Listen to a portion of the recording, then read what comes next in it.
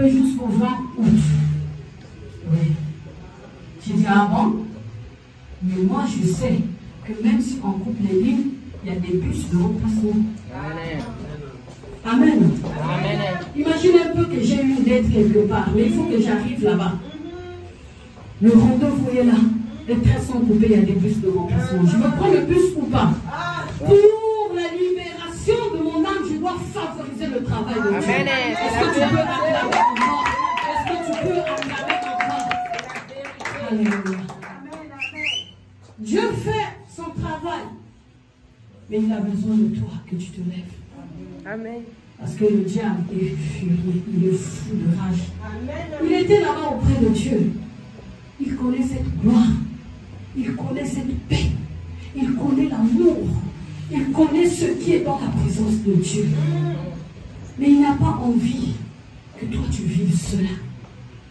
Il n'a pas envie que toi tu sois dans la paix. Voilà pourquoi je t'interpelle, bien-aimé, casse la tête. Pour la libération de ton âme, pour que toi tu sois sauvé, lève-toi. Lève-toi, sois déterminé, parce que l'ennemi ne va pas te laisser aller prendre seulement le salut comme ça. Non, il ne te laissera pas. C'est toi qui dois comprendre, c'est toi qui dois te lever, que non, ça c'est le plan du diable. Moi, il faut que je rentre. Chacun de nous a reçu quelque chose de la part de Dieu. Vous savez, au fur et à mesure, quand on grandit dans le Seigneur, on découvre des choses. On découvre des choses. Mais au début, quand tu reçois l'appel, tu es un peu dans tous les sens. Tu vas dans tous les sens. Tu as envie de recevoir ça. Tu as envie de prier pour ça. Tu as envie... Mais à un moment donné, plus tu avances dans le Seigneur, plus tu restes tranquille dans la présence de Dieu, tu vas commencer à te parler. Tu vas commencer à te dire, quelle est ta mission? Pourquoi tu es sur la terre? Qu'est-ce que tu dois faire pour le Seigneur? Vous savez, dans la Bible, tous les prophètes n'ont pas fait la même chose. Tous les prophètes n'ont pas reçu la même appel. À Gédéon, il a été dit, toi, tu vas aller renverser les autels qui sont dans la maison de ton père. Ça, c'est la mission de Gédéon. Abraham, on a dit, sors de ta patrie. Lui, il devrait sortir et laisser sa famille. À Jéhu, on a donné une onction particulière. Il fallait que Jéhu tue Jézabel. Mais et pourtant, Élie était un grand prophète. Mais Élie a tué les prophètes de Baal. Les prophètes de Baal, ils étaient nombreux. Il les a tués. Mais Élie n'avait pas reçu l'onction de faire tomber Jézabel. Est-ce que tu peux l'acclamer avec moi? Et toi, tu as aussi ton onction que tu as reçue. Tu as quelque chose de la part de Dieu. Tu as quelque chose. Et Dieu a envie de t'emmener loin. Mais si tu n'as pas compris, tu ne vas pas arriver là-bas. Dis un peu Amen avec moi. Il est très bon. Il est bon, Seigneur. Et comme je vous ai dit, au début, tous, on va dans tous les sens. Moi, j'ai été établie ancienne. Je crois que c'était en 2012, hein, si je ne me trompe pas, pour ce cariste. J'ai été établie ancienne. Mais on m'a établi évangéliste en 2016. Non, en 2017. 2017. Vous pouvez compter le nombre d'années. 2012. 2017. Donc ça fait beaucoup d'années quand même. Parce qu'en fait, je ne pouvais pas être établi sans comprendre les choses de Dieu. Je ne pouvais pas être établi évangéliste sans arriver à la compréhension de certaines choses. Et j'étais là. Le Seigneur n'arrêtait pas de me parler. Tu vas aller comme ça, tu vas. Plus tu t'attends, plus tu fais retarder l'accomplissement de la parole de Dieu dans ta vie. Parce que ce que Dieu veut, c'est que tu arrives à la compréhension. La compréhension. Tu es avec moi, la compréhension. La compréhension. Je dois comprendre. Plus tu n'as pas compris, tu vas t'attendre. Plus tu n'as pas compris, tu ne rentreras pas dans le plan de Dieu. Parce que Dieu ne va pas te faire rentrer dans son plan sans que tu aies compris les bases, sans que tu aies compris les choses de Dieu. Tu ne peux pas grandir, sinon on va te taper. Plus tu grandis, plus les dimensions changent. Plus tu grandis, tu as des petites batailles au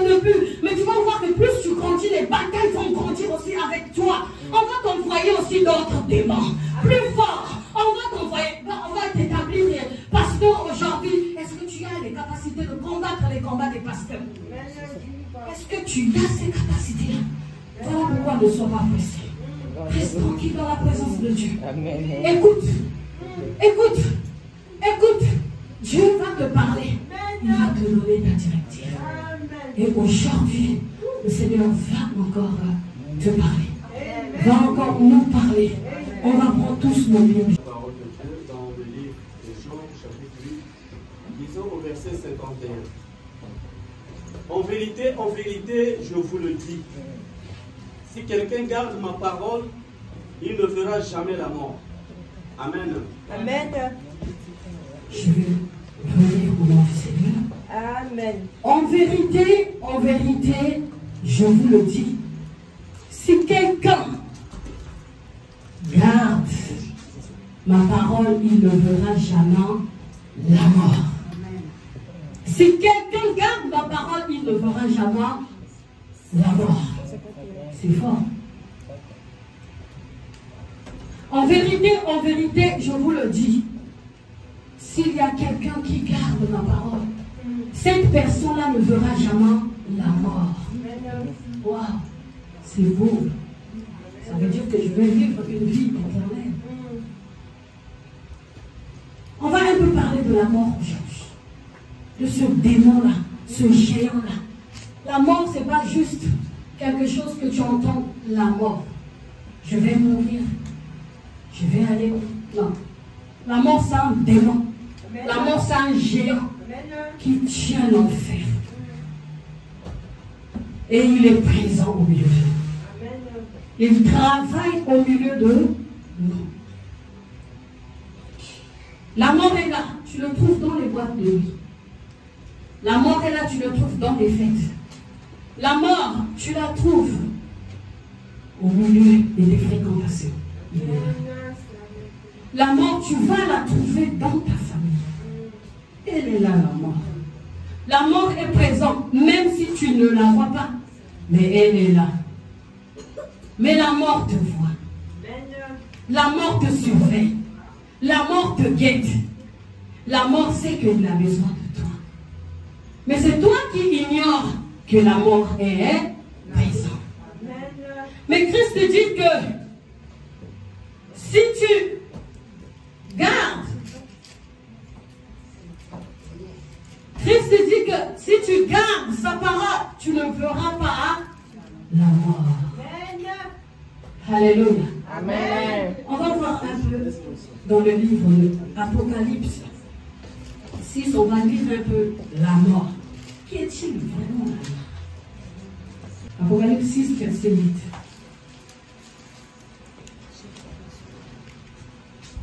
La parole de Dieu. Dans le livre d'Apocalypse, au chapitre 8, chapitre 6, verset 8, disons au nom du Seigneur.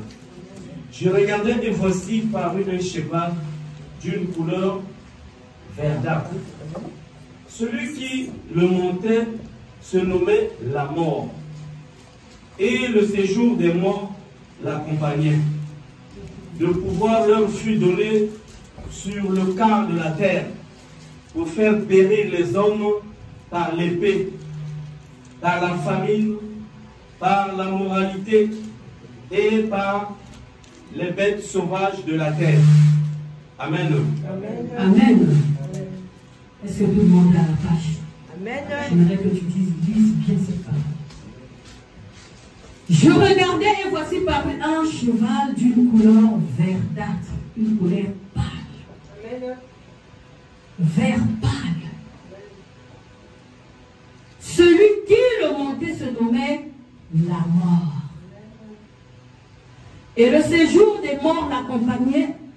Le pouvoir leur fut donné sur le quart de la terre pour faire périr les hommes par l'épée, par la famine, par la mortalité et par les bêtes sauvages de la terre. Amen. Amen. On nous dit que sur ce cheval, il y avait un esprit. On dit quelque chose qui était sur ce cheval qui s'appelle la mort. Et la mort qui se promenait avec le séjour des morts. On dit le pouvoir lui fut donné Qui lui a donné ce pouvoir-là? C'est Dieu.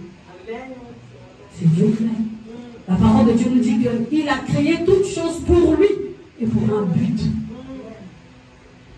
Dieu lui donne ce pouvoir-là. On nous dit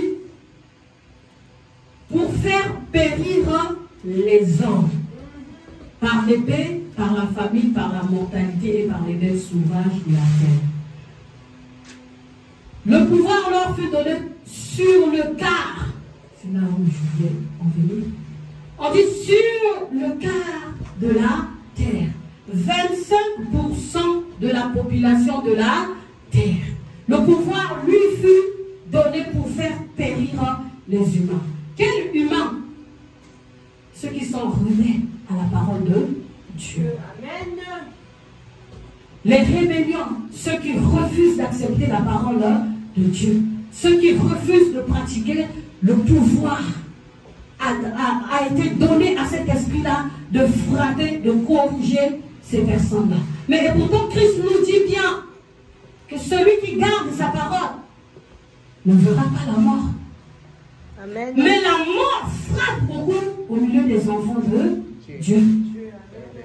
La mort frappe beaucoup. La mort est présente. Parce qu'en fait, au milieu des enfants de Dieu, on n'arrive pas à comprendre comment est-ce qu'on doit marcher avec Dieu.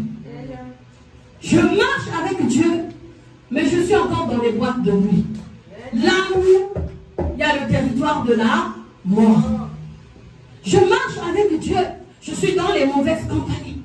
Je marche avec Dieu, je suis dans les fêtes, je suis dans la mode. Tout ça, ça appartient à la mort. Mais je ne peux pas avoir la vie éternelle.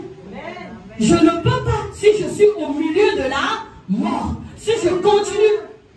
Alléluia. Amen. La compréhension. Alléluia. Amen. Comprends un peu les choses de Dieu. Tu vas voir que tu vas finir. Tes pleurs vont finir. Comprends un peu. Quand tu pleures à un moment donné. Sèche un peu tes larmes. Commence un peu à poser des questions à Dieu. Pourquoi je pleure trop? Pourquoi? Qu'est-ce qui ne va pas? Mais tu es encore au milieu de la mort. Tu es là dans son territoire. Parce que tu n'as pas encore compris quel est ton territoire à toi. Tes limites à toi sont où? Tes limites à toi sont où? Tu ne connais pas encore tes limites. Et il y a des pleurs au milieu des enfants de Dieu. Nous crions tous les jours. Seigneur, Seigneur, Seigneur, Seigneur, Seigneur. Dieu dit, mais c'est pas moi le problème, c'est toi. C'est pas moi le problème, ma fille. C'est pas moi le problème, mon fils. Mais c'est toi, ouvre un peu les yeux. Tu es où? Où est-ce que tu es? Réveille un peu celui qui est à côté de toi qui dort là. Ne dors pas, réveille-le. Dis, tu dois entendre cette parole. Tu dois l'entendre. Parce que tu dois sortir, libère un peu le territoire de la mort. Parce que c'est toi qui vas vers la mort. C'est pas la mort qui a un problème, mais c'est toi. Voilà pourquoi j'ai dit le travail de Dieu. Dieu fait un travail, mais nous on doit aider aussi Dieu à faire son travail. Nous on a une grande responsabilité. Nous on a notre part à nous. La mort a pris place même dans les maisons des chrétiens. La mort est présente. Mais tu as envie de fois de lui dire, bien-aimé, mais regarde la mort dans ta maison. Mais tu as de fois peur. Tu te dis, si je lui dis là, la vérité.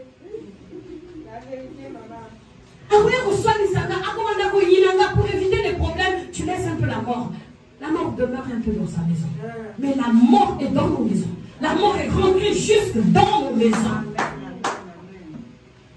Comment on comprend les choses de Dieu? Ta compréhension, elle est comment par rapport aux choses de Dieu? J'aimerais qu'aujourd'hui que tu ne sortes pas vite. J'aimerais que cette parole-là puisse un peu te faire réfléchir à ta vie. Toi qui pleures beaucoup. Toi qui pleures beaucoup. Toi qui veux voir Dieu. Toi qui dis, Seigneur, pourquoi les pleurs là vont partir quoi? Quand nous l'avons fini. J'aimerais que tu comprennes un peu. Ton territoire est où? Est-ce que tu es dans ton territoire à toi? Est-ce que tu es dans le territoire de la mort? Est-ce que tu marches avec la mort?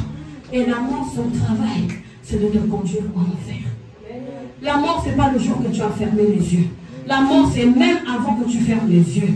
La mort est présente. Même avant que tu fermes les yeux, la mort est dans ta vie. Et la mort est là. La mort déclenche des chaos dans notre vie. Christ nous dit, l'esprit vivifie. On va lire un peu dans le livre de Jean 6, 63. Je lis la parole de Dieu dans le livre de Jean, chapitre 6, lisons le verset 63. C'est l'esprit qui vivifie. La chair ne sert à rien. Les paroles que je vous ai dites sont esprit et vie. Amen. Amen. C'est l'esprit qui vivifie. Là, on nous parle de quel esprit? On nous parle du Saint-Esprit. C'est l'esprit qui vivifie. La chair ne sert à rien. Les paroles que je vous ai dites sont esprit et vie. Christ dit que c'est l'esprit qui vivifie. Mais la chair ne sert à rien. Et il y a des endroits là où tu vas, il n'y a que la chair qui est dans ces endroits-là. Or, la parole de Dieu nous dit que si vous vivez selon la chair, vous mourrez. Donc si je vis selon la chair, je vais mourir. Or, avant de venir dans le Seigneur, je vivais d'abord selon la chair. Je vivais selon la chair. Mais les œuvres des chairs nous apportent du plaisir, n'est-ce pas? Amen, c'est la vérité. Alléluia. Amen. Ça nous apporte du plaisir. Dis un peu Amen avec moi. Dis Amen. Est-ce que les œuvres de la chair ne nous apportent pas du plaisir? Si. Voilà pourquoi on a du mal à se séparer de ces œuvres-là. Mais Dieu nous dit que c'est l'esprit qui vivifie. Et Christ dit, c'est sa parole. Si tu gardes sa parole, si tu gardes sa parole. Il y a des fois où je rigole. Oh, moi, le Saint-Esprit m'a parlé. Moi, le Saint-Esprit. Laisse le Saint-Esprit tranquille. Vous croyez que le Saint-Esprit vient n'importe. On dit bien sang. On dit sang. Et puis on dit esprit. Sang, esprit. C'est quelque chose de saint. Quelque chose de pur. Vous croyez qu'il va venir seulement dans la vie, tu le débaucher. Ah, il va commencer à te parler. Attends. Reste un peu tranquille, réfléchis. Qu'est-ce qu'on est en train de nous parler? À partir du verset 16. Lisons le nom du Seigneur. Quand nous allions au lieu de prière, une servante qui avait un esprit de python. On te dit une servante qui avait un esprit de python. Et qui, en devinant, procurait un grand profit à ses maîtres. Ses maîtres qui est dans le monde des ténèbres.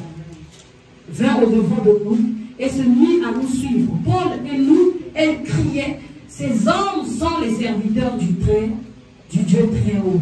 Et ils vous annoncent la voie du salut. Amen. On nous dit que cette femme-là avait un esprit de python. Mais il disait des choses vraies. Il disait des choses vraies. Mais est-ce que c'est le Saint-Esprit qui parlait? C'est un serpent, un esprit de python qui disait des choses vraies. Rentrons dans les Écritures, on va comprendre beaucoup de choses. Et je parle en langue. Rien à voir avec le Saint-Esprit. Le Saint-Esprit, c'est autre chose. On dit ça pur. Qu'est-ce qui agit en toi? Tu es dans une vie de débauché. Tu fréquentes les boîtes. Tu fréquentes telle vie et telle vie. Donc le Saint-Esprit, là où est ça, là où il y a la sainteté, le Saint-Esprit va venir habiter en toi pour te parler. Médite un peu la parole de Dieu.